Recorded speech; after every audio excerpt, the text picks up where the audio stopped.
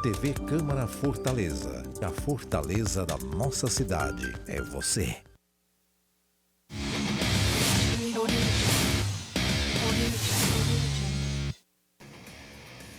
E aí, meu povo, boa tarde. Começando mais um programa Resenha de Artilheiro, seu programa de esportes, aqui na sua TV Câmara Fortaleza, canal 7.2, a emissora oficial da Câmara Municipal de Fortaleza, tá? Hoje vamos falar sobre o empate do Fortaleza com o Corinthians pela Série A. Vamos falar também dos preparativos do Ceará para o jogo de logo mais contra o CRB novamente, porém agora pela Série B. Tem também os resultados dos times cearenses nas séries C e D, além do Ferroviário, que joga hoje à noite contra o São Bernardo, lá em São Bernardo do Campo, em São Paulo, tá? Quem comenta hoje é Gisele Correia, ela que tem dado um baile por onde passa. Satisfação te receber aqui mais uma vez. Boa tarde, JP Quintela. Boa tarde a todo mundo que está nos acompanhando, né? Que tá, os internautas aí, quem está assistindo na televisão também. De fato, um jogo muito difícil para o Ceará, que reencontra o CRB depois de tropeçar na Copa do Brasil, né? O Ceará ainda tem um jogo de volta, então em menos de um mês vai encontrar o CRB pelo menos 3 vezes pelo Campeonato Brasileiro e também pela Copa do Brasil. Já começou aquele desafio lá no Rei Pelé perdendo, né? Aquela derrota por 1-0, gol do João Vitor ali no finalzinho, 45 do segundo tempo, sempre dói mais para o torcedor, mas é isso. O Ceará tem que dar a volta por cima, conseguir essa primeira vitória na Série B, que é importantíssimo. E olhando para o lado do Fortaleza, as coisas estão um pouco melhor. Fortaleza encaminhando a classificação na Sul-Americana, no Campeonato Brasileiro, apenas uma vitória. Tem também muitos empates aí, inclusive o empate contra o Corinthians. Então, no Leão do Pici as coisas têm andado, embora com algumas oscilações, algumas baixas técnicas, mas é interessante ver o caminho que o Fortaleza tem trilhado, tentando conciliar várias competições que disputa. E vamos repercutir tudo isso e muito mais. A Gisele, que você pode encontrar também no Fute Crônicas, no Instagram, @fute com TE, Crônicas, perfeito. lá no Instagram, também todos os dias pela manhã no Bate Pronto com meu amigo Caio César, e de vez em quando, dia de domingo, ela vai, aí sim, abrilhantar o TVC Esporte Clube, porque você esperar alguma coisa de Hugo do Vale, Vinícius, Webster Lemos, Bechara, Kempis, rola não, tem que ser a Gisele Correia mesmo. Tá? E hoje aqui, abrilhantando Resenha de Artilheiro, que a gente começa o nosso programa homenageando o nosso querido cameraman Cláudio Costa, zagueiro, volante, que hoje faz aniversário, cara. Não vou Aquele dizer... tipo de jogador que todo time precisa, né? Craque do jogo. Tipo de jogador que todo time, menos nós, a gente não precisa dele não, mas só tem ele, né? Então cara, Deus te abençoe, sucesso, prosperidade, bênção sobre a tua vida. Você é um cara diferenciado e muito especial pra gente, tá? Bora começar?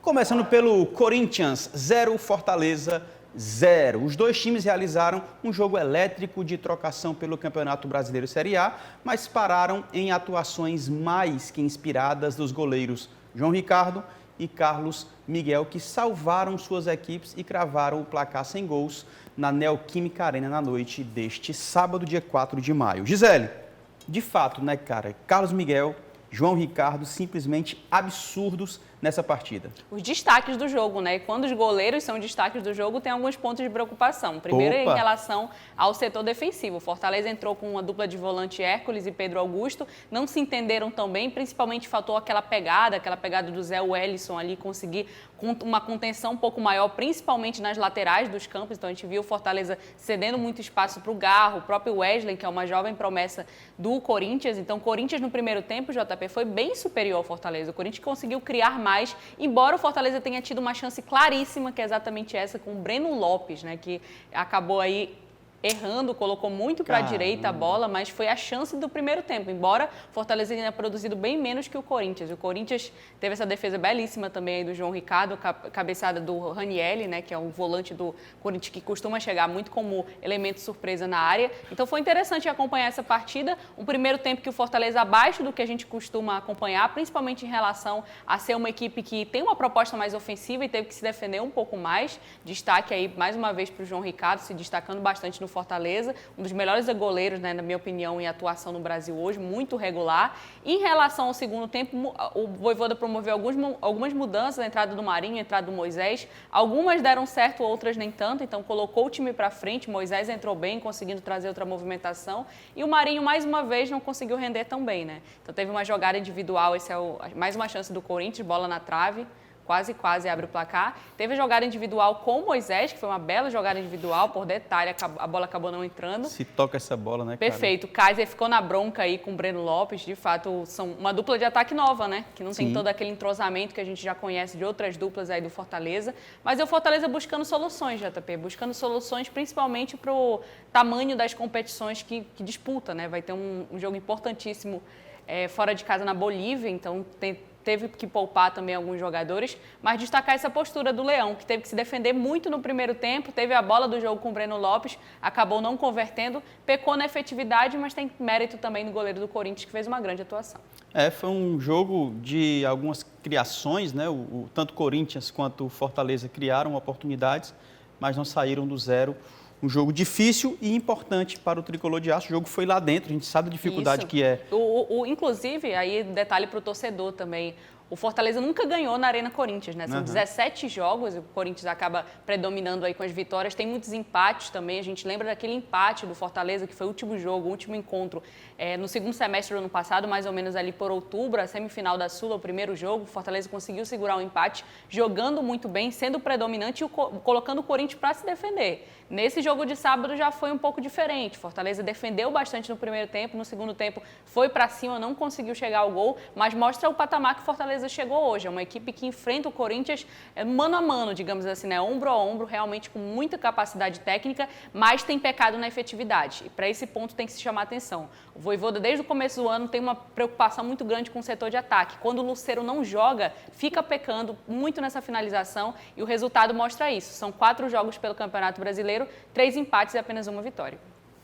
É isso, só um aspas um parêntese sobre o jogo do Fortaleza. Dá só uma pausa aqui para falar sobre o Kusevich, que está na relação, na pré-convocação da seleção do Chile. A gente lembra que ele está lesionado, mas não impede dele ser pré-convocado. São 55 nomes entregues à Conmebol e FIFA.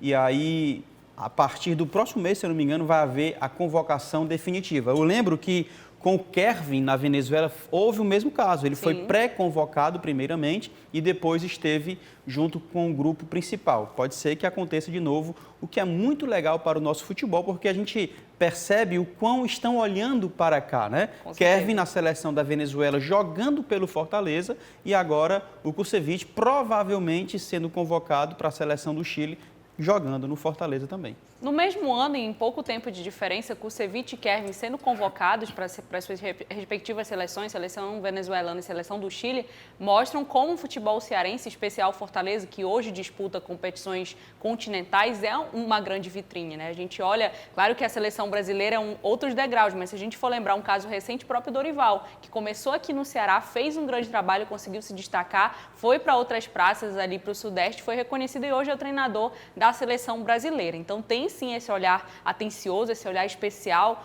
para o futebol cearense e é algo muito positivo para os clubes. Teve torcedor que ficou na bronca porque o Kevin passou um tempo sem jogar pelo Fortaleza, mas é verdade que isso valoriza muito o atleta e mais do que um retorno técnico, e que claro, ele tem que dar ao Fortaleza porque é um ativo do clube, é também uma possível venda do Fortaleza no futuro. É um jogador jovem, jogador promissor e o Kusevich, diga-se de passagem, JP, chegou com um quilate no Fortaleza com um status de desconfiança. Ele foi uma troca com o Benevenuto, veio a custo zero para o Fortaleza, chegou de uma forma que desconfiou bastante o torcedor, até porque tinha-se um carinho muito grande pelo Benevenuto, apesar de não viver uma grande fase. E o que a gente vê hoje é um retorno técnico muito significativo. O Kusevich é um dos zagueiros mais regulares do Fortaleza quando está em campo, né? Infelizmente, sofrendo uma lesão, se recuperando no departamento médico, mas é um jogador muito importante, até por sua qualidade, aquele seu passe longo, bola aérea também, ele tem muita qualidade. E hoje já vejo o Kusevich como um dos zagueiros aí preferidos do Vojvoda em relação à técnica mesmo, à entrega, porque a gente vê, por exemplo, o Cardona, que chegou no mesmo momento, um pouco atrás tecnicamente do Kusevich. Seria exagero, a gente conversou isso no rádio hoje, Maurício Holanda Filho e Hugo do Vale. Seria exagero a gente exigir, ou pedir pelo menos, um olhar especial para o goleiro do Fortaleza também, para uma seleção? Não acredito que não. O João Ricardo não é de hoje, diga-se de passagem. Muito do mérito do Fortaleza de ter chegado à final da Sul-Americana passa pelas mãos do João Ricardo. João Ricardo é um goleiro de 35 anos, um goleiro experiente que passou por grandes clubes do futebol brasileiro, fez uma história também no América Mineiro, passou por outras equipes também ali do sul, do sudeste do país e hoje chega na sua maturidade técnica ideal, né? No Ceará jogou muito, No né? Ceará foi destaque também, jogou Série A pelo Ceará também, mas eu quero destacar comparação, só para a gente fazer uma comparação. O Rafael, do São Paulo, né? Perfeito, Rafael perfeito. a gente sempre traz esse nome porque o Rafael é um goleiro que também tem uma idade mais avançada, é muito experiente, teve oportunidade com o Dorival e Dorival conheceu, trabalhou com o João Ricardo. Então, eu acho que dá para ter, sim, aquele olhar mais carinhoso e perceber a qualidade técnica e como ele faz diferença nas partidas, porque não é fácil, você falou sobre isso, não é fácil enfrentar um Corinthians na Arena Corinthians, lá em Itaquera, estádio lotado, Corinthians nessa reconstrução, Garro em grande fase, tem o Wesley também, Perfeito. Que foi preciso anular. Então, tem muito mérito, sim, João Ricardo. E, para mim, a meu ver, é o jogador que está em nível de seleção brasileira. Show! E o que foi que o treinador Juan Pablo Voivoda achou desse jogo? Vamos ver agora. Primeiro tempo, é verdade que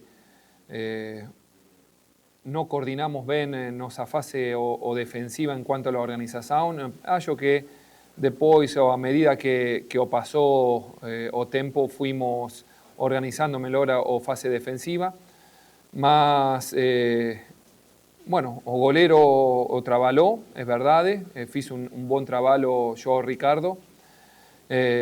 No tiveron, adversario tuvieron 2 o 3 opciones claras, mas la opción mano a mano fue nosa. Entonces fico con eso, la de Breno López y el segundo tiempo también, la de Moisés. Eu achaba un segundo tiempo mejor posicionado Fortaleza, con más espacios y bueno, no pudimos explotar esos espacios con transiciones más efectivas. Tive una Moisés muy clara que o goleiro dele también respondió bien. Mas bueno, venimos a un campo difícil, ¿sí? Con un campeonato brasileiro muy igualado en todo aspecto. Veníamos de hacer una grande partida con Vasco y una grande partida con muchas opciones de gol con Bragantino y no pudimos ganar en casa.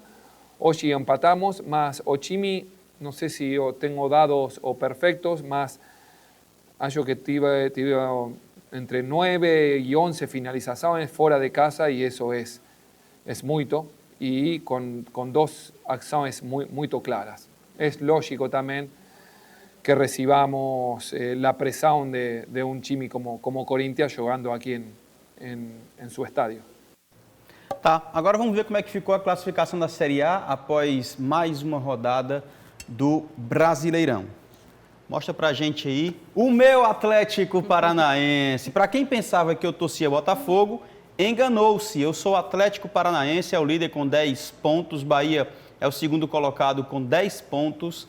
Também a diferença aí é no critério ou nos critérios de desempate. Botafogo com 9 pontos é o terceiro colocado. O Atlético Mineiro, 9 pontos ganhos também, é o quarto colocado. Fortaleza, nesse momento, ocupa a 12ª colocação, que hoje iria disputar novamente a Sul-Americana. Tem apenas 6 pontos, são 4 jogos disputados, uma vitória e 3 empates. E na zona do rebaixamento, eu sei que ainda é muito cedo para a gente avaliar tudo isso, mas estaria Vasco, Vitória, Atlético Goianiense e Cuiabá. Cuiabá ainda não pontuou e todos já fizeram 4 jogos, não, né?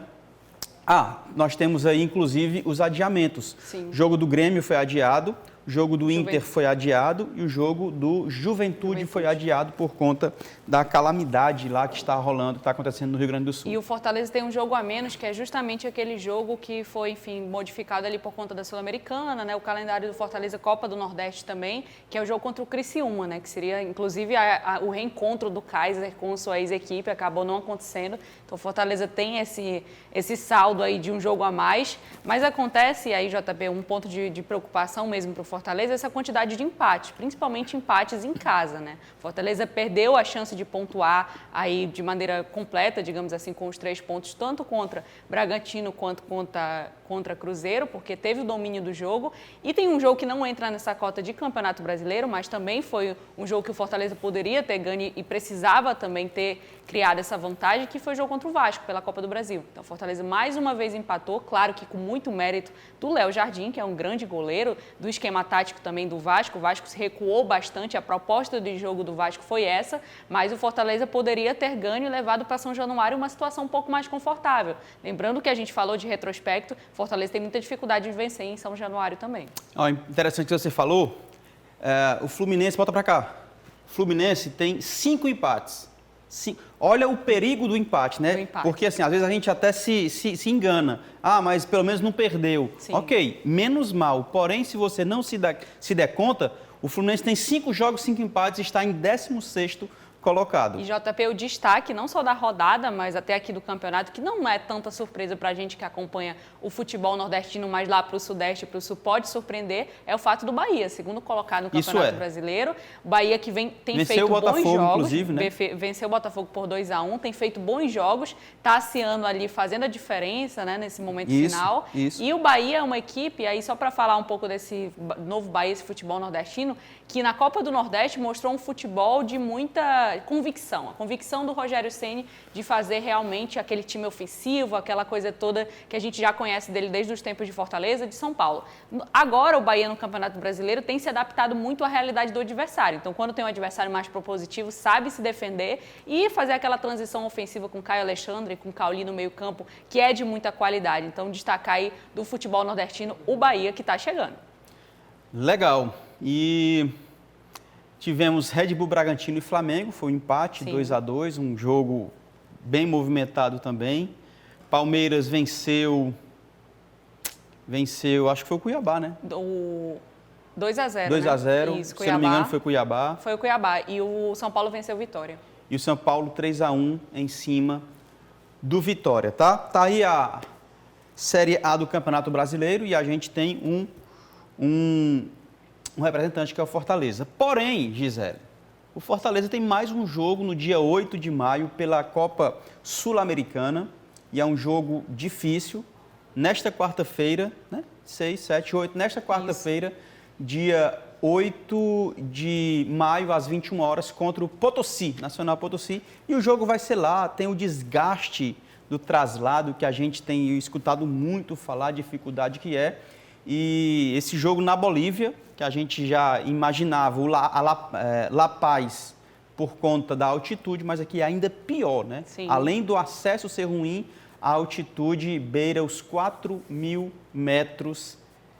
E é uma loucura, né, cara? É uma loucura e, assim, para muitos especialistas, o futebol é até impraticável, né? Quando a gente pensa nesse tipo de situação. O maior adversário do Fortaleza, até pelo que a gente viu do Nacional Potosí na Arena Castelão, é, de fato, a questão climática, o extracampo, né, principalmente. Então, Fortaleza terá esse confronto contra o Nacional Potosí. E, assim, JP, uma vitória do Fortaleza em Potosí realmente encaminha uma classificação. Fortaleza já está como líder do grupo, né? Precisa pontuar para se consolidar aí como o primeiro ou segundo lugar, que tem essa possibilidade também, mas o ideal e o que o Vojvoda e toda a turma pensa é realmente classificar como primeiro. Isso tem sido trabalhado no Fortaleza desde a primeira rodada.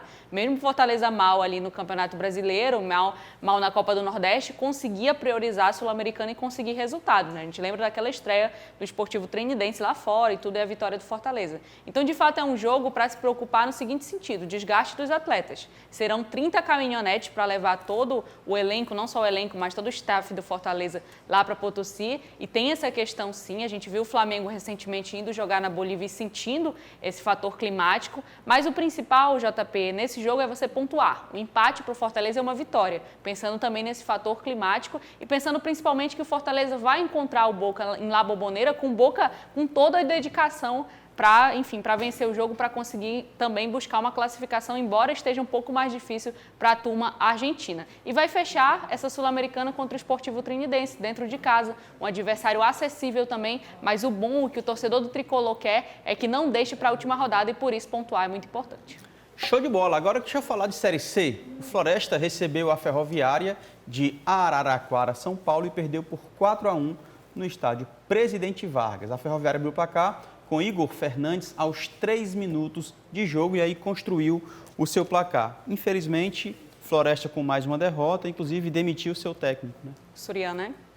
Exatamente, mais uma derrota para o Floresta, que é uma equipe, diga-se de passagem, JP, que não joga mal, mas joga muito exposta. É uma equipe que dá muito espaço para os adversários. E a Ferroviária, que tem o perfil de ser uma equipe formadora, né? Assim como o Floresta forma muitos jogadores, mescla essa juventude com essa experiência, traz jogadores que têm um pouco mais de rodagem também e consegue um resultado muito interessante fora de casa. E Série C a gente sabe que é turno único, que é aquela coisa toda, né? São jogos bastante disputados, times com potencial de investimento parecido, e o Floresta, em relação ao que a gente viu no próprio Campeonato Cearense, que fez uma boa primeira fase, acabou não indo tão bem no mata-mata, é uma equipe que não conseguiu ainda se adequar ao nível competitivo da Série C. Então a Série C hoje, para você conseguir um acesso, né, como conseguiu, por exemplo, o Amazonas ano passado, inclusive sendo campeão, você tem que ter uma regularidade muito grande, você não pode desperdiçar pontos assim dentro de casa. Então, realmente um resultado muito ruim para o Lobo e precisa correr atrás. Infelizmente, não vai ter possibilidade de janela tão cedo, somente em julho.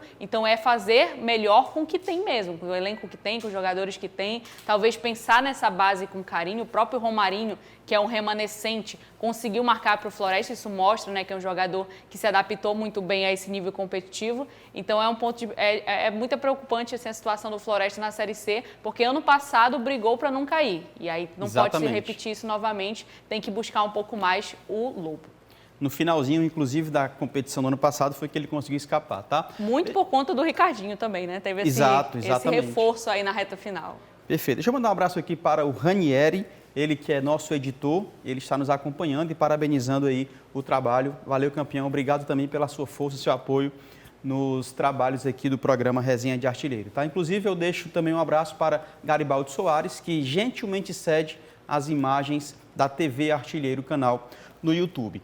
Próximo jogo do Floresta é contra o Remo. Vala, meu Deus. Rapaz. O que ela vai falar, hein? O que é que ela vai dizer? 19 horas no estádio Baenão, pela 4ª rodada da Série C. Já fui demais no Baianão, ó, que saudade. Mas falando um pouco dessa partida, são duas equipes que vêm num momento bem delicado, né? O Remo não começou bem a Série C, tem tido muita dificuldade, inclusive com possibilidade de demissão do treinador. Então, de fato, é um momento delicado para o Remo e para o Floresta isso é muito positivo, porque joga fora de casa, a pressão é toda do Remo, deve ter estádio lotado para esse jogo também. Floresta tem que se aproveitar disso e eu quero ver um Floresta mais ajustado, principalmente ali no setor do meio campo para trás. Eu vejo que é um Floresta que tem suas dificuldades defensivas, tem suas limitações técnicas também, mas é uma equipe que propõe jogo, uma equipe que vai para cima. Perde muito por conta dessa falta de cobertura, dessa falta de ajuste e solidez defensiva, que é o que tem que ser ajustado para conseguir uma vitória fora de casa. Show de bola! Agora eu quero falar do Ferroviário Atlético Clube, que joga daqui a pouquinho, às 20 horas, contra o São Bernardo. Jogo difícil pra caramba, uma equipe bem organizada e o Ferroviário precisando vencer. O jogo é lá em São Paulo, né? Perfeito, fora de casa. Fora de casa e o Ferrão precisando aí pontuar e trazer vitória para o nosso estado. Exatamente, vai ser um desafio muito grande para o Ferroviário, você adiantou e é verdade, o Ferroviário que começou essa Série C com muita expectativa, até pelo final ali do Campeonato Cearense, quando o Copertino chegou, ajustou muito rapidamente, ficou muito, acho que na fotografia da memória do torcedor, aquele jogo contra o Fortaleza, que o Ferroviário abriu o placar e conseguia vencer, estava conseguindo vencer até que leva um empate ali com o gol do Machuca, mas era um Ferroviário que jogava muito bem, um Ferroviário muito concentrado na partida, que mostrava ajustes muito importantes tecnicamente falando, conseguiu vitórias antes mesmo da chegada do Copertino com o próprio Raimundinho, mas o ponto de atenção do Ferroviário, e aí é a mesma situação do Floresta que eu falei agora há pouco, o Ferroviário tem sérios problemas defensivos, isso não é de hoje, a gente viu no jogo contra o Ceará no Campeonato Cearense, aquele 3-2 no estádio Presidente Vargas, como se comportou a zaga do Ferroviário. Nesse começo de Série C, as coisas foram se ajustando, até pelo nível técnico dos adversários, mas ainda é uma equipe que vacila demais no campo defensivo, dá muito espaço. Contra o Aparecidense, né? Exatamente. O empate em casa contra o Aparecidense mostrou muito isso, então tem que ter toda a atenção do mundo, tem que se organizar um pouco mais O Ferroviário teve o reforço, né, de novo o reforço do Geilson, que é do Fortaleza, um jogador jovem da base que pode trazer esse fôlego, tem pinta de titular, diga-se de passagem, então tem que se reforçar mais o Ferroviário, porque tem capacidade ofensiva, mas se você não tiver um equilíbrio entre ofensividade e saber defender também, aí você acaba levando muitos gols, que foi o caso do jogo contra a Aparecidense. Show de bola, a gente acompanha daqui a pouquinho, logo após o Resenha de Artilheiro, tá? A gente vai ver esse jogo, Ferroviário contra São Bernardo, às 20 horas. A gente vai para um rápido intervalo e volta falando de Ceará, falando de Série D ainda, tá? E vamos continuar batendo um papo esportivo com Gisele Corrêa. Não sai daí não, que é rapidez. A Câmara Municipal de Fortaleza está ampliando a Central da Cidadania para dar voz a todos e garantir os seus direitos. Novos parceiros estão chegando para tornar a Central da Cidadania mais completa, com mais opções de atendimento. A Casa do Povo está de portas abertas, garantindo todo o apoio que você precisa. Porque estar cada vez mais próximo dos fortalezenses é nosso compromisso. Central da Cidadania na Câmara Municipal. Sua cidadania é a nossa fortaleza. Para tirar passaporte, para se matricular na universidade, para trabalhar no serviço público, para exercer a cidadania, sua situação eleitoral precisa estar em dia. Não votou e nem justificou a ausência nas eleições? Acesse o site do TSE e regularize sua situação eleitoral. Regularizou? Resolveu! Justiça Eleitoral, a justiça da democracia.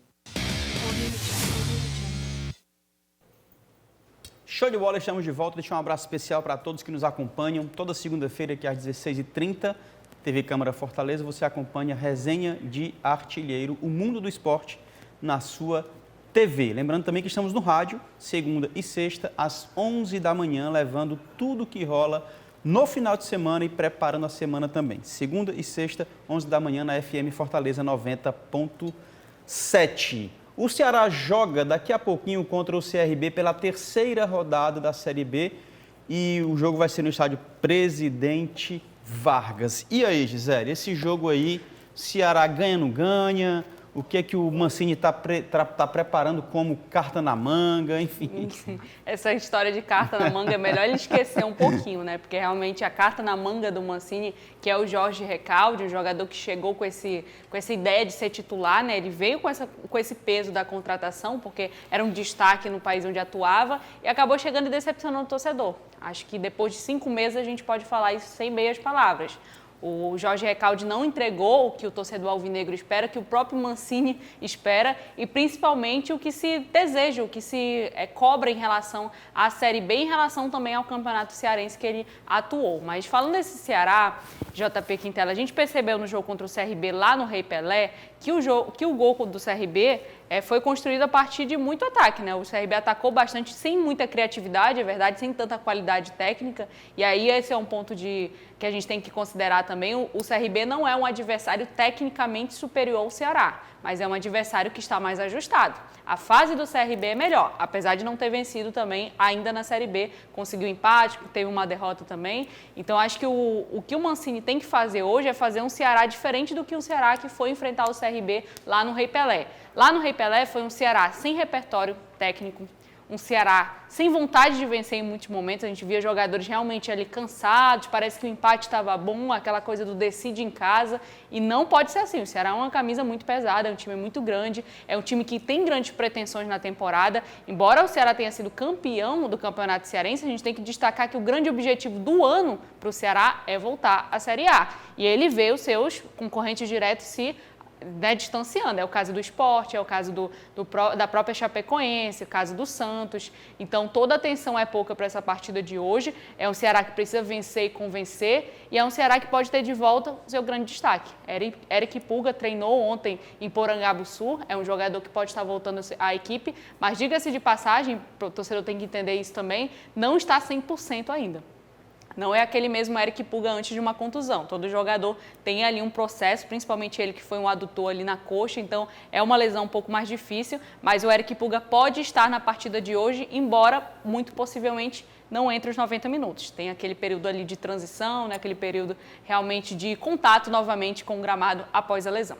O que me preocupa, eu até brincava alguns meses, semanas, lá no Bate-Pronto, inclusive, estava você e o Caio César, e eu falava, olha, que o torcedor do Ceará não me escute.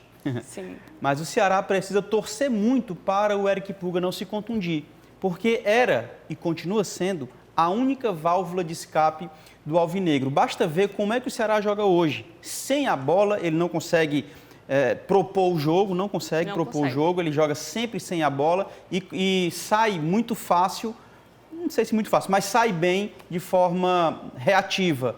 Mas quando está o Eric Pulga? Quando o Eric Pulga não está, ou quando ele está bem marcado, o Ceará não consegue acontecer. Infelizmente, tem sido essa a dinâmica do Ceará. Com a possibilidade do retorno do Eric Pulga, abre ou anima um pouco o torcedor, vem uma certa esperança para o torcedor. Porém, como a Gisele falou, vai voltar, se voltar, não 100%. Ainda e não pode ser novamente sobrecarregado, né? O Exatamente. Eric Pulga não pode ser sobrecarregado. O Eric Pulga é um jogador que a gente percebeu isso, né, JP, acompanhando as partidas do Ceará, que ele saía realmente muito cansado dos jogos. Esse é o primeiro ponto de preocupação em relação ao Eric Pulga. É um jogador que é muito franzino, ainda tem aquele arquétipo de garoto, né? Ainda está desenvolvendo ali no sentido corporal mesmo. É um jogador que faz toda a diferença quando está em campo. Isso não é o destaque do Ceará na temporada, isso não há dúvidas, mas não pode ser tão sobrecarregado. E aí eu falo em vários sentidos, técnicos, táticos, físicos também. O Eric Pulga recompõe a marcação, né, em muitos momentos na equipe do Ceará quando está à disposição. E hoje, com Janderson e Recalde, o que tem acontecido, e o Facundo Castro eu coloco nesse mesmo grupo também, são jogadores que não conseguem nem recompor e nem atacar bem. Então o Ceará fica deficiente. Se a gente for perceber a todo momento no jogo contra o CRB, no jogo passado, o Ailon tinha que se deslocar. Às vezes na ponta, às vezes como centroavante, porque o Recalde ficava parado. O Recalde não entendia muito bem qual espaço de campo ele tinha que preencher. Isso torna o Ceará realmente quase que assim, sem preenchimento de espaço. É um Ceará que corre de forma aleatória. E por isso chega aos 15 minutos do segundo tempo e está todo mundo cansado, porque não se entende tão bem em campo. Destacar mais uma vez outro jogador que, apesar dessa fase do Ceará, tem se destacado, que é o Lourenço. O Lourenço é um jogador importantíssimo para o Ceará, é esse cérebro do Ceará, é o jogador mais inteligente, aquele jogador que entende o momento do jogo, mas é um jogador que também está sendo sobrecarregado por conta dos seus companheiros. Ele tem Lucas Mugni do lado, que pouco contribui com a marcação, embora jogue de segundo volante. Então isso também é um ponto de atenção para o Mancini e um ponto de correção, principalmente. Porque o que o torcedor do Ceará fica na bronca é que o Mancini percebe as deficiências da sua equipe, mas acaba repetindo jogo após jogo a mesma escalação. Mancini falava muito no final da temporada passada que aquele não era o time dele, não Sim. foi ele que montou aquela equipe. Vira o ano e ele sim consegue trazer algumas boas peças, em tese, pelo menos no papel, algumas peças interessantes para o Ceará, mas, a meu ver, parece que ele quer provar que esses caras é que são a opção ou a solução para o Ceará. Por exemplo, ele tem deixado muito no banco o Castilho e aproveitado bastante Recalde, o próprio Mugni, que não são ruins, não aconteceram ainda no Ceará. Mas ele insiste tanto de uma forma que, a meu ver, demonstra uma teimosia para provar para alguém que ele estava certo, que as opções que ele trouxe é que são a solução para o Ceará. Isso pode ser muito prejudicial para o Ceará e, claro, para o cargo, para a função como treinador do Ceará. Isso é a continuidade do trabalho, né? Exatamente. Se a gente for pensar, foram 14 reforços no começo de temporada, naquela janela intermediária entre a temporada passada e essa temporada, e mais 2 reforços nesse transfer ban,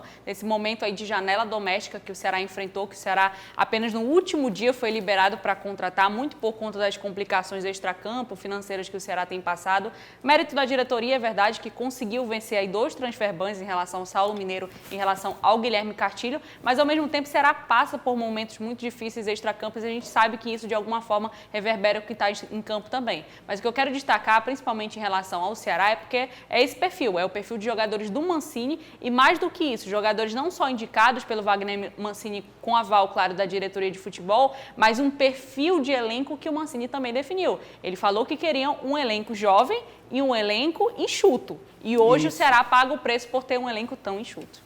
E aí, o Ceará não tem um elenco ruim, tá? Acho que não. São bons goleiros, por exemplo. Sim. Bons laterais, tanto pela direita quanto pela esquerda. Bons zagueiros pela direita e pela esquerda. volantes também interessantes. Do meio para frente é que a coisa meio que pesa de forma negativa, tá? O Eric Pulga é um que se destaca, o Ailon, quando ele joga mais centralizado, às vezes até ajuda muito. Sim. O Lourenço é um destaque, assim como o Richardson, que nem estava nos planos desse mesmo Mancini, mas agora tem sido muito útil para o Ceará. Eu penso que esse ajuste meio-ataque é que precisa ser feito pelo Mancini para que o Ceará comece a jogar aquilo que se espera, porque, de novo, não acho que seja uma equipe ruim, não tem um elenco ruim, agora não pode ficar dependente de um bom momento do Eric Pulga, até porque em algumas situações ele vai ficar fora, como foi o caso do jogo passado e pode ser o caso do jogo de hoje também. E JP, destacar duas peças que a gente acabou não falando tanto, até porque são peças que não têm tido tanta minutagem, mas que estão devendo. E também tem a questão da baixa técnica de alguns jogadores. Primeiro, o Bruninho, que chegou com um quilate no Ceará de ser o grande destaque do Guarani ano passado na Série B, um jogador que conseguiu atuar muito bem, ainda não mostrou para o que veio, na verdade, que teve somente 2 jogos como titular, o restante acabou entrando aí no segundo tempo, mas é um jogador jovem, um jogador promissor e que tem que se provar mais no alvinegro, até porque é emprestado e tem essa possibilidade aí de acabar permanecendo ou mesmo voltar à sua equipe de origem. Em relação a outro jogador que poderia hoje ser dono da posição, mas não foi o que aconteceu, Facundo Barceló. Facundo Barceló também chegou como investimento do Ceará que trouxe estrangeiros nessa temporada e nenhum ainda se consolidou. Se a gente for pensar, por exemplo, no Facundo Barceló, no Facundo Castro também e principalmente no Recalde, que tem sido muito contestado, são jogadores que não se encontraram tão bem ainda. E se a gente for falar de adaptação, é verdade que tem todo o período de adaptação. Mas, em decorrência da insistência nesses jogadores, alguns outros jogadores ficam de fora e acabam não tendo minutagem. É o caso do próprio Pablo, que é um jogador da base bastante habilidoso, jogador que tem se mostrado muita qualidade aí nos campeonatos, Campeonato Brasileiro Sub-20 e outras competições também. E o caso de outro jogador que pode ter chance hoje, que é o João Vitor, né? João Vitor retornando aí depois de uma temporada no futebol japonês, retornando ao Ceará. E é um jogador que a gente já viu que tem qualidade, colocando tudo no lugar ali, conseguindo trilhar um bom caminho fora de campo também, tem tudo para contribuir com o Vozão. Excelente. Coloque em tela aí a classificação da Série B para a gente analisar como é que está a situação do Ceará. O Sport, líder com 9 pontos, 3 jogos. 3 vitórias. 100% de aproveitamento. 100%. Eu não tinha observado. 3 jogos, 3 vitórias. Goiás, Chapecoense e Santos. Santos tem um jogo a menos, tá? E também venceu 2 vezes. O Ceará, nesse momento, está na segunda página de classificação, 14º colocado, tem apenas 2 jogos, um empate e uma derrota, não venceu ainda na competição, mas como ainda é muito cedo, uma vitória já coloca o Ceará de volta à briga ali, né? O Ceará pode subir até a 9ª colocação, dependendo do saldo de gols. Ou 9º ou 10º, isso é interessante, tem que se aproximar. A gente lembra que desde que o Ceará caiu lá em 2022 da Série A para a Série B, ainda não chegou ao G4 Pronto, da Série B. era isso que eu ia falar, lamentável. É lamentável, e é lamentável também pensar que o Ceará não consegue engatar vitórias, né? Então esse é eu acho que o grande trauma do torcedor alvinegro é esse. O fato do Ceará chegar numa Série B ano passado como um dos favoritos ao título e acabar não chegando no G4. E esse ano começar mal, né? Começar a Série B mal, embora tenha tido empates aí no caminho. Mas eu quero ver, JP, só para trazer um pouco mais de otimismo, porque hoje a gente está na torcida aí por uma vitória do Vozão, eu quero ver o Ceará com aquela mesma gana, aquela mesma vontade de vencer do jogo contra o Goiás. O Ceará naquele jogo até o final buscando, né? Tá claro que tinha Saulo Mineiro até o começo do jogo, o Eric Pulga os 90 minutos, mas foi um Ceará que buscou a vitória até o final, mesmo ali em condições adversas, mesmo com pênalti para o adversário, diante da sua torcida, abraçado pela sua torcida, conseguiu fazer uma boa partida, embora a vitória não tenha vindo. Hoje eu quero ver esse Ceará e não o Ceará que enfrentou o CRB na Copa do Brasil na semana passada. Ok, que assim seja então. Agora vamos falar de Série D. O América de Natal fez valer o mando de campo e goleou o Atlético Cearense por 3-0 na Arena Dunas neste domingo pela segunda rodada da Série D do Campeonato Brasileiro. Cara, tem os melhores momentos aí, né? Tem os gols. 3-0 e a gente lamenta muito a situação do Atlético Cearense, porque, claro, os 3 cearenses estão no grupo 3 ou A3 ou grupo C da Copa ou da da Série D do Campeonato Brasileiro. Sim. Mas o Cearense, infelizmente, o Atlético Cearense, infelizmente, não está conseguindo produzir, né? Está muito mal e, mais uma vez, passou vexame. 3-0 contra o América de Natal lá dentro. Primeiro, considerar que o América é um dos favoritos ao acesso, né? Eu acho que isso é importante dizer. O América, apesar de todos os seus problemas extracampo também, enfim, está passando por um momento da sua história bastante conturbado, mas é uma grande equipe, uma equipe de camisa. Agora, o Atlético Cearense tem tido realmente atuações decepcionantes, né? O torcedor do Atlético fica na bronca, porque desde o campeonato cearense, com o rebaixamento do Atlético, não conseguiu se ajustar. Começou a temporada trazendo alguns reforços, principalmente reforços ali de segunda prateleira, de Série B de outros estados, e acabou não encaixando, né? Não encaixou o Atlético. Teve um momento ali que melhorou um pouco mais, JP, durante o quadrangular do rebaixamento, mas foi só um entusiasmo, realmente um lampejo. Não conseguiu fazer um bom começo de temporada, e é o que tudo se encaminha, infelizmente, na Série D. Realmente dificulta uma classificação muito difícil no momento, e o Atlético Cearense tem que lidar com isso, com o fato, inclusive, de ficar arriscado de passar 2 anos sem competições nacionais, né? Caso não souba aí, acaba não subindo aí, porque a gente sabe que a Série B do Cearense também é bastante difícil. É isso, a gente lembra que a Série D são 8 equipes, aliás, 8 grupos com 8 equipes em cada grupo, o que torna ainda mais difícil o acesso, e aí a gente torce para que o Atlético Cearense se recupere o mais rápido possível, tá? Ainda de Série D, o Iguatu recebeu o Santa Cruz de Natal no estádio Elmo Moreno e mandou 2-0. Eu não sei se tem imagem, acho que não, né? Então fala aí, impressionante o trabalho do Iguatu, e que com essa vitória ele entra, vou até pesquisar aqui a tabela de classificação do grupo, mas ele chega lá no G4, isso é muito massa, né? Muito bom. E a gente percebe a qualidade do futebol do Iguatu e uma vitória muito importante, expressiva nesse momento. Muito importante. Série D, assim, não tem fórmula para você subir, mas existe mais ou menos um cálculo, né, de você conseguir as vitórias em casa e tentar pontuar fora de casa, apesar de que uma derrota fora de casa não é uma tragédia, mas você precisa buscar pontuar. E o Iguatu tem se amadurecido em termos competitivos em relação ao que foi o campeonato cearense. O Iguatu conseguiu realmente essa vitória com o gol do Thiaguinho e do Otacílio Marcos, 2 jogadores da casa, jogadores da terra, né, que já tem uma rodagem interessante. O Otacílio bem experiente já, e é impressionante, JP, eu fico acompanhando o Otacílio há algumas temporadas, e o Iguatu contrata camisa 9, contrata centroavante, mas é sempre um homem que resolve. Então é bacana a gente ver isso também, essa identificação do Iguatu com a cidade, com o Morenão, tem toda essa mística também. O Washington Luiz completou 3 anos nesse jogo de trabalho, então tem que se destacar também, né, como ele tem feito um grande trabalho no Iguatu, batendo recorde, chegando à Copa do Brasil, chegando à Série D. É legal pensar nisso. Fares Lopes também, campeão da Fares Lopes do ano passado. Então é um Iguatu que tem todos os componentes, se a gente for pensar assim, para conseguir um acesso, né? Que seria um acesso importantíssimo para a cidade, seria realmente para o estado do Ceará algo muito legal. É uma equipe do interior que tem suas limitações também, mas mostra muita vontade de vencer e muita organização e trabalho. Aquilo que eu falava, hoje o Iguatu é o 3º colocado do seu grupo, tá? Tem o 13 como líder, o América de Natal vice-líder, em 3º colocado está o Iguatu.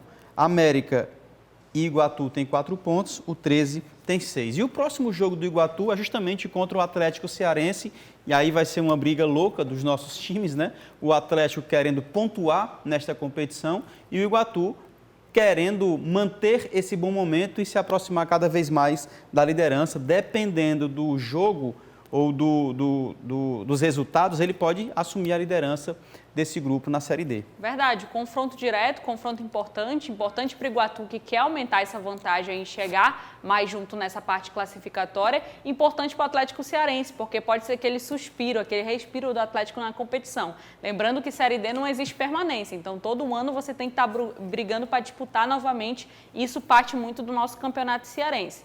Então o Atlético Cearense tem que buscar correr atrás desse prejuízo, dessas primeiras rodadas aí sem vitória, com derrota, com mais atuações, enquanto o Iguatu tem a chance de consolidar no estado do Ceará realmente um favoritismo, né? Buscar aí realmente essa classificação, que seria algo, repito, algo muito importante para a cidade, muito importante para a região. A gente lembra hoje que o Iguatu fica no centro-sul cearense, mas é próximo ali do Cariri, não tem representante do Cariri na Série D, então acaba se tornando um representante do interior do estado. Você fala que fica ali no centro-sul, e isso dificulta ou, olhando pelo outro ângulo, valoriza ainda mais esse momento do Iguatu, porque Sim. ele tem um desgaste ainda maior com a questão das viagens, né? Ele precisa se deslocar com mais distância, por assim dizer, então também tem esse ponto que não favorece tanto, mas ele passa por cima também dessa barreira. E a Série D tem muito disso, né? A gente viu o Ferroviário ano passado viajando de barco, percorrendo longas distâncias. Acredito, assim, até pela questão do orçamentária também das equipes que disputam a Série D, JP, eu acho que a Série D é uma das competições mais democráticas, se a gente for pensar assim, de que todo mundo tem alguma chance, né? Não é só com o peso da camisa, a gente tem visto aí o Santa Cruz nessa dificuldade também. Então tem isso que é muito positivo dessa competição, que é uma competição com muitos clubes, todas as regiões do país, envolve muita coisa. E como eu falei, o Iguatu construiu essa vitória, a gente falou da vitória no Morenão por 2-0, mas antes, na rodada anterior, tinha vencido do Souza,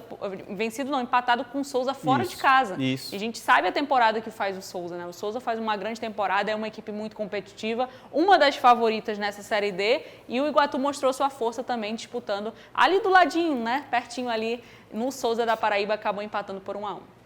Show de bola. Vamos falar agora de Maracanã. Sob forte calor na cidade de Mossoró, a equipe do Maracanã derrotou o Potiguar de Natal por 2-1 de virada pela segunda rodada do Brasileiro Série D, no estádio Edgarzão. Também um jogo importantíssimo para o Maracanã, e aí também tem uma liderança técnica que é o Juninho, muito importante para essa equipe. Ele tem conseguido conquistas interessantes com o Maracanã, resultados importantes com o Maracanã e agora mais uma vez de virada, 2-1, trazendo esse resultado espetacular e um pênalti covarde desse aí, né? O Testinha faz algo cruel, a lá de Djalminha, você não se lembra, você é muito jovem, você nasceu já em 2010 para cá, né? Mas Djalminha batia esses pênaltis, enfim. Maracanã 2-1, resultado fundamental para as pretensões do time do Maracanaú. Resultado importante e resultado diante de um adversário, JP, que é um adversário muito difícil também, bastante organizado. A equipe do Potiguar, eu particularmente acompanho porque conheço o treinador do Potiguar, que é o Robson Melo, tem passagem pelo futebol paraense, e realmente é um Potiguar que se organizou muito para essa competição, teve tempo de treino, né? O Maracanã teve ali um momento na semifinal do Campeonato Cearense, fez um grande Campeonato Cearense, e o que a gente tem visto do Maracanã é que deu continuidade a esse trabalho, então os jogadores se mantiveram ali, emprestou alguns jogadores para a Série B, para clubes da Série B do Cearense, e foi interessante ver como esses jogadores conseguiram manter o ritmo. Testinha mais uma vez se destacando, porque ele realmente é diferenciado tecnicamente, então foi bacana ver esse Maracanã, e o Maracanã que é um representante aqui da região metropolitana de Fortaleza, né? Então tem orgulhado aí no Almir Dutra também, tem feito boas partidas, e a gente fica na torcida para que consiga a classificação e quem sabe o acesso. Se o Iguatu tem 4 pontos e é segundo colocado, o Maracanã também tem 4 pontos e é o 4º colocado desta competição. Vamos lá, é o 13, o segundo colocado não me lembro, o Iguatu é terceiro e o Maracanã é o 4º. Não me lembro, mas eu posso ver aqui, espera aí. Vamos lá, Série D, 13, o América de Natal é o segundo colocado com 4, o Iguatu também tem 4 pontos e aqui o Maracanã 4 pontos com essa vitória fundamental. E o próximo jogo é contra o líder, 13, que é o líder do grupo do Maracanã, e tem esse jogo interessantíssimo. O jogo vai acontecer às 15h30 lá no estádio Almir Dutra, o que é um trunfo também, que eu acho massa isso, para o Maracanã jogar em casa diante do seu torcedor. Isso é espetacular, é mais uma vitória do futebol cearense. Um jogo difícil, eu sei, mas a gente espera sempre que os comandados do Juninho Cearense consigam trazer um bom resultado, fazer, na verdade, que vai ser aqui, né? Então, fazer um bom resultado para o Maracanã. Perfeito. E aí a gente tem que lembrar da Copa do Nordeste, né? A dificuldade que as equipes tiveram. O Ceará jogou contra o 13, né? E foi realmente um jogo difícil. O 13 tem qualidade, é uma equipe encorpada, uma equipe competitiva. E aí vai ser um grande desafio, mas esse fator casa pode fazer toda a diferença. A gente viu, por exemplo, na semifinal do Campeonato Cearense, aquela virada em cima do Floresta, né? Acabou perdendo no estádio Presidente Vargas e conseguiu construir um resultado positivo e avançar de fase até chegar à semifinal contra o Fortaleza. Então é muito positivo esse fator casa para o Maracanã, tem que saber aproveitar. É um Maracanã que tem uma força muito grande, é uma equipe organizada, é uma equipe com jogadores experientes, então dá para o torcedor ficar bastante confiante. Sensacional. Coloca aqui só para a gente ver a classificação, como eu falei, só para reforçar aquilo que a gente já tinha dito, o 13 é o líder com 6 pontos, em 2 jogos disputados, o América de Natal, que para mim é o favorito dessa série, é o favorito não só do grupo, mas para ser o campeão da Série D. Iguatu e Maracanã estão no G4 ali, o Potiguar, o Souza, o Santa Cruz de Natal e o Atlético Cearense, infelizmente o Atlético Cearense zerado ainda, 2 jogos, 2 derrotas, com um saldo negativo de 4, o que faz com que ele seja o último colocado pelo critério de desempate. Tá? JP, só para destacar algo assim que eu fiquei refletindo, 4 clubes já com derrota, né, no campeonato, e aí valoriza muito mais o feito do Ferroviário ano passado de conseguir ser campeão de forma invicta, né, porque esses confrontos de grupo, eles são sempre muito difíceis. É verdade, isso estou falando de um grupo, né? São 8 grupos. São 8 grupos. Então, a gente fala de novo desta dificuldade. Gente, falamos aqui sobre séries A, B, C e D do Campeonato Brasileiro, falamos dos nossos times, lógico, a gente lançando luz a tudo que está acontecendo, e hoje vai ter ainda Ceará às 19h30, jogo contra o CRB pela Série B do Brasileiro, e tem o Ferroviário às 20 horas contra o São Bernardo. Mas eu quero finalizar o nosso programa fazendo referência à calamidade, catástrofe, aquilo que está acontecendo lá no Rio Grande do Sul. A gente manda as nossas orações para todos que fazem parte daquela região, tá? Não só do Rio Grande do Sul, mais especificamente, mas aquela região como um todo. E eu faço um apelo para vocês, claro, com muito cuidado, porque tem muita gente tentando se beneficiar. Tem um monte de gente se aproveitando, mas as pessoas boas e honestas também estão aí para fazer o bem. Então, o apelo é: encontre alguém que você confie e faça a sua doação para as pessoas que lá estão necessitando do nosso apoio também, da nossa solidariedade, tá?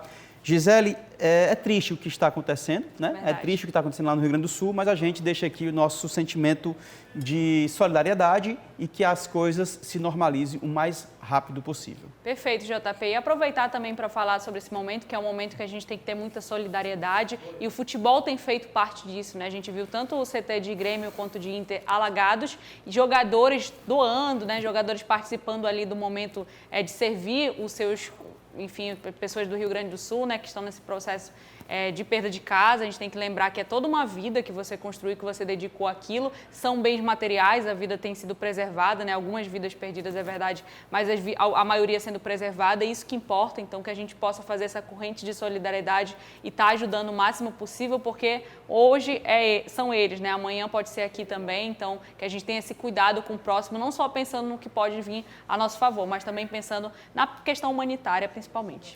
Show de bola! Essa é a Gisele Corrêa, você encontra em várias plataformas de interatividade, inclusive vai ser mediadora lá no Fute Fórum, né? Vai ser bacana, show de bola. Dia 7 estamos lá. E na sexta-feira, o nosso querido Evandro Ferreira Gomes vai estar na FM Fortaleza 90.7, falando sobre esse evento, mais um ano sensacional. Estivemos no ano passado fazendo a cobertura, TV Câmara Fortaleza, e já está cadastrado. Vamos também, novamente, cobrir esse evento espetacular. Obrigado, querida. Obrigada, JP. Agradecer mais uma vez estar no programa, por comentar um pouco mais de futebol cearense. Desejar sorte para o Ceará hoje, não só sorte, mas realmente uma boa performance, uma performance realmente que convença o torcedor, até porque vai jogar com o estádio lotado. Isso é muito positivo também para o nosso futebol, tem sempre uma festa muito bonita. Aí, deixa naquela câmera lá, deixa aqui.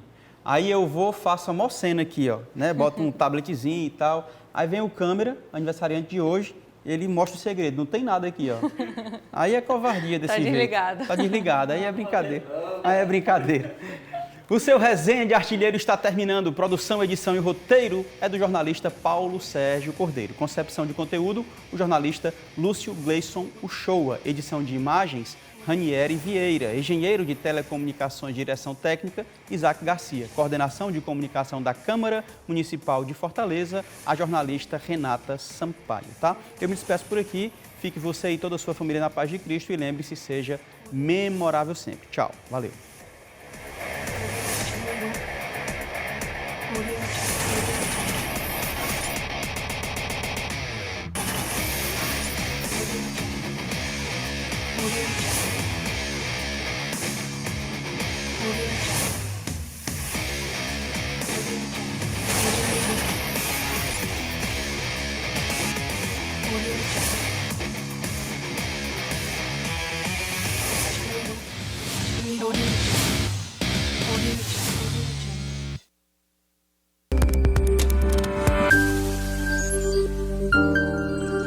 TV Câmara Fortaleza. A fortaleza da nossa cidade é você.